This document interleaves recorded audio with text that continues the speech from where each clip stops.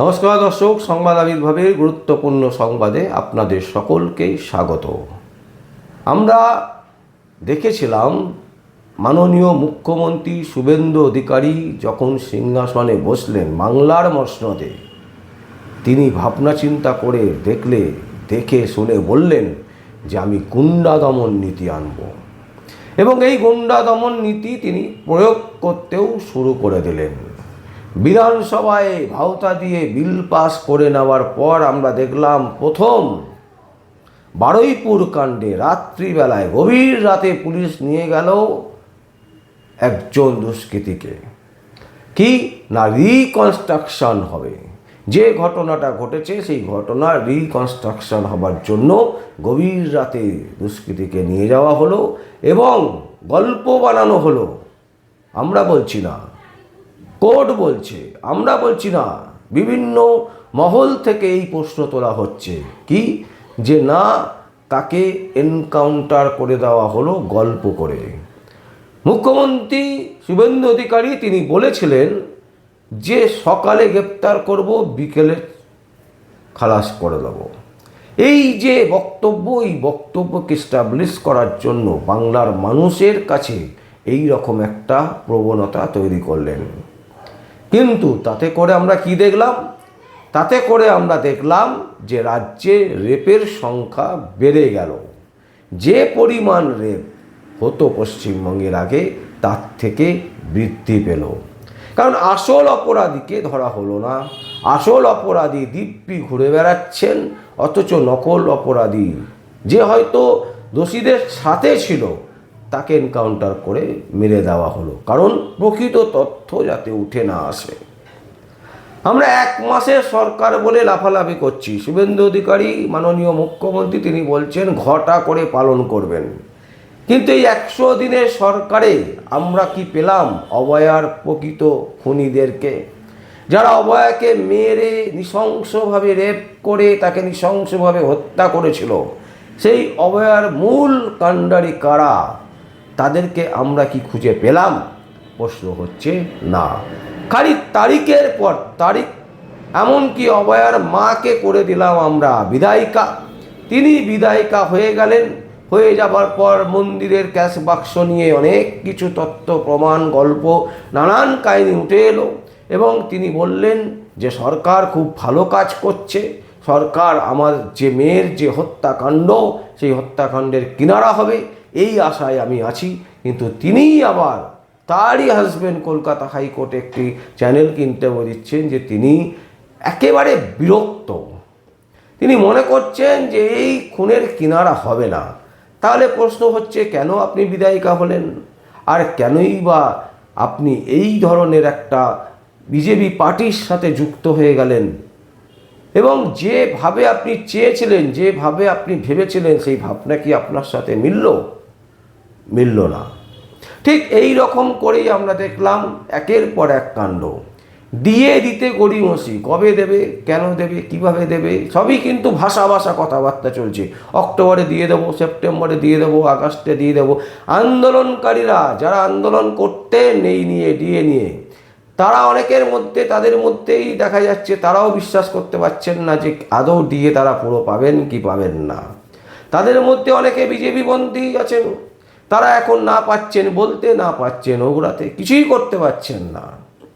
এই হচ্ছে ভয়ঙ্কর পরিস্থিতি। রাজ্যের যারা পুরনো বিজেপি কর্মীরা আছেন তাদেরকে সরিয়ে দিয়ে তৃণমূল কংগ্রেসি বিজেপিরা এখন ঢুকে গেছেন। তৃণমূল কংগ্রেস যারা করতেন, যাদেরকে মানুষ ঘৃণার চোখে দেখতেন, যাদেরকে মানুষ ঘৃণার চোখে দেখে ভোট দিলেন বিজেপিকে, সেই তৃণমূল কংগ্রেসের নেতা নেত্রীরা একেবারে প্রধানমন্ত্রী নরেন্দ্র মোদী, শুভেন্দু অধিকারীদের সাথে ফটো তুলছেন, মিষ্টি খাচ্ছেন, কালাই মুড়ি খাচ্ছেন, বিভিন্ন রকমের খাবার খাচ্ছেন। তাহলে ভাবুন কাকে আপনারা ভোট দিলেন আর কাকে আমরা ভোট দিয়েছি। আর এরই মাঝে কি হলো, শুভেন্দু অধিকারী ঘটা করে বললেন যে ভাই আমি গুন্ডা দমন আইন নিয়ে আসবো, এবং কি গুন্ডা দমন আইন নিয়ে এসে তিনি প্রয়োগ করতে শুরু করে দিলেন। বিভিন্ন জায়গায় দেখা যাচ্ছে যেখানেই কোনো রকম কিছু মানুষ বিরুদ্ধে কথা বলছেন সেখানেই পুলিশ চলে যাচ্ছে তড়িঘড়ি, এবং পুলিশ গিয়ে তাকে দমাবার চেষ্টা করছে। কিন্তু একটা কথা আছে না, অতিবার বেরো না ঝড়ে পড়ে যাবে, অতি ছোট হয়েও না ছাগলে মুড়ে খাবে। ঠিক সেই অবস্থা হয়েছে মাননীয় মুখ্যমন্ত্রী শুভেন্দু অধিকারীর। এত তাড়াতাড়ি এত কিছু করার কোনো দরকার নেই, তিনি সেটা বুঝছেন না। তিনি একেবারে মমতা ব্যানার্জি যে চটিটা ছেড়েছেন সেই চটিটা পরে তিনি রাজ্যে শাসন করতে চলেছেন। এবং তার ফলে কি হলো? তার ফলে কলকাতা হাইকোর্ট গুন্ডা দমনের যে মামলা, সেই মামলা খারিজ করে দিল। কি বলল? রাষ্ট্রপতির সম্মতি নেই এই আইনে, সুতরাং এই আইন শোনার কোনো প্রশ্নই আসে না, এই নিয়ে কোনো মামলা হোক এটার কোনো সারমর্মই নেই। কারণ যেটা রাষ্ট্রপতি সিলমোহরই দেয়নি, রাষ্ট্রপতিই খারিজ করে দিচ্ছে, তো সেখানে আমাদের আর কোনো প্রশ্নই থাকে না। ফলে কি হলো? ফলে শুভেন্দু অধিকারীর যে গুন্ডা দমন আইন, সেই গুন্ডা দমন আইন মুখ থুবড়ে পড়ল। তাতে কি হলো? তাতে এটাই হলো, সরকারের মুখ পড়ল। তো যারা আচ্ছে দিনের সাথে আছেন, যারা জয় শ্রীরাম বলে চিৎকার করে উঠছেন, যারা নিজেদেরকে আমি সনাতনী আমি সনাতনী আমি সনাতনী বলে আমি হিন্দু বলে লাফালাফি করছেন, তো তাদের কি মুখটা ফুললো না? তারা এখন তাহলে কি বলবেন? এই যে গুন্ডা দমন আইন নিয়ে এত লাফালাফি লম্পঝম্প করছিলেন সবাই, তাদের এখন কি বক্তব্য থাকবে? দেখুন, প্রত্যেকটা জিনিসের একটা সিস্টেম আছে, আপনি সিস্টেমের বাইরে গিয়ে কোনো কিছু করতে পারবেন না। ভারতবর্ষ একটা গণতন্ত্র রাষ্ট্র, এখানে সব ধর্মের সমান অধিকার। ভারতবর্ষের সংবিধানে কোথাও লেখা নেই যে হিন্দুরা বেশি অধিকার পাবে মুসলিমরা কম, বা মুসলিমরা কোনো জায়গায় বেশি অধিকার পাবে হিন্দুরা কম, বা খ্রিস্টানরা কম, বা অন্য অন্য যে জাতিরা আছে তাদের কম। এরকম কোথাও কিন্তু লেখা নেই। সমান অধিকার প্রত্যেকের জন্য, ভারতবর্ষের প্রত্যেকটা নাগরিকের সমান অধিকার। আর ভারতবর্ষের যে কোনো জিনিস করতে গেলে সেটা দেখতে হবে সেটা আইন বিরুদ্ধে হয়ে যাচ্ছে না তো, সেটা আইন কতটা সমর্থন করছে সেই কাজটাকে, তবেই কিন্তু সেটা করা যাবে। আমরা দেখেছি পশ্চিমবঙ্গের বিজেপি নেতা নেত্রীদের মদতে বলা যেতে পারে একেবারে, তারা রীতিমতো ইন্ধন জুগিয়েছিলেন ডিম থেরাপি। বিভিন্ন নেতা নেত্রীদেরকে একেবারে ডিম থেরাপি করতে শুরু করে দিয়েছিল। তো সেই ডিম থেরাপি কিন্তু বুমারাং হয়ে বিজেপি নেতাদের নেত্রীদের গায়ে মারছে। এটা কি ভালো লাগছে? তাই সমস্ত কিছু কাজ, সমস্ত কিছু যা করব, প্রত্যেকটা কাজকে মেপে ঝুপে করতে হয়। রাষ্ট্র যদি চালাবার ক্ষমতা না থাকে, তার জন্য বিশেষজ্ঞ নিয়োগ করার প্রয়োজন, যে যারা এই রাষ্ট্রকে নিয়ে ভাবনা চিন্তা করেন, সংবিধানকে নিয়ে ভাবনা চিন্তা করেন, সংবিধানকে কি করে ইমপ্লিমেন্ট করা যায় সেগুলোকে নিয়ে ভাবনা চিন্তা করেন, তাদের পরামর্শের দরকার। কিন্তু শুভেন্দু অধিকারী নিজেকে মনে করছেন যে তিনি সব জানেন।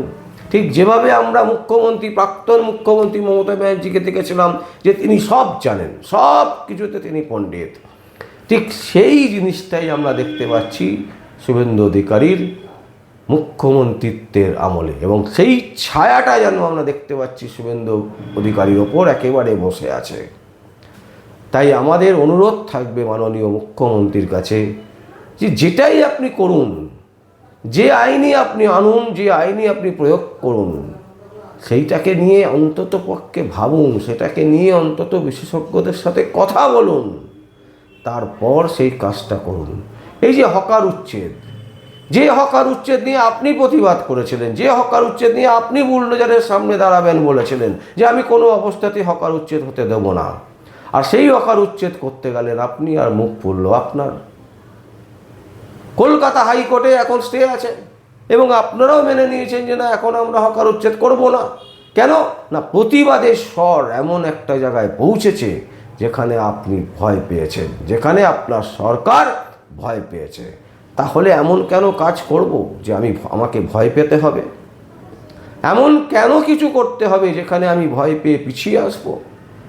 এই হকারদেরকেই ছড়িয়ে দেওয়া অনেক সহজ, যদি তাদেরকে পুনর্বাসন দেওয়া যায়, তাদেরকে একটা কাজ দিয়ে দেওয়া যায়, তারা যাতে তাদের সংসারকে বাঁচিয়ে রাখতে পারে। মুখ্যমন্ত্রী আপনি তো নিজেই বলছেন যে পশ্চিমবঙ্গে বেরোজগার সব থেকে বেশি, তাহলে আপনার ভাবা উচিত না যে বেরোজগারটাকে কিভাবে রোজগারে পরিণত করা যায়? আপনি সেটা না করে কি করে হকার উচ্ছেদ করে দিচ্ছেন।